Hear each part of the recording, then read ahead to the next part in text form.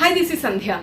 ఇండియాలో 14 ఏళ్లలో 11,69,00,000 మంది మరణించినట్టు అంచనా.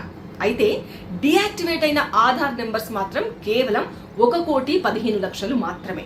అంటే మరణాల రేటులో జస్ట్ 10% మాత్రమే డియాక్టివేట్ అయ్యాయి. అంటే స్టిల్ ఆ కార్డ్స్ అన్ని యాక్టివ్ గానే ఉన్నాయి.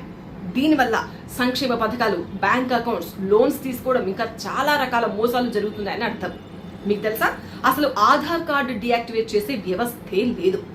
ఫ్యామిలీ మెంబర్సే స్వయంగా ఆధార్ నిర్వహణ సంస్థ UIDAIకి లేదా సంబంధిత అధికారులకు డెత్ సర్టిఫికేట్ సమర్పించి ఆధార్ను డియాక్టివేట్ చేయమని అభ్యర్థిస్తే తప్ప ఆధార్ డియాక్టివేట్ కాదు. దీని గురించి చాలా మందికి తెలీదు. మరి దీనికి సొల్యూషన్ ఏంటి అంటే, మరణ నమోదు వ్యవస్థతో ఆధార్ డేటాబేస్ ను లింక్ చేసి ఆటోమేటెడ్ డియాక్టివేషన్ ఇంప్లిమెంట్ చేయాలంటున్నారు ఎక్స్పర్ట్స్. అయితే ఆధార్ 2.0లో భాగంగా డేటాబేస్ లో ఆటోమేటిక్ అప్డేట్ ను అనుమతించే సిస్టమ్ ఏర్పాటు చేయాలని ప్రభుత్వం అనుకుంటోంది. సో మరణాల రిజిస్ట్రేషన్ తో ఆధార్ డియాక్టివేషన్ ను లింకప్ చేయడానికి డిసైడ్ అయింది.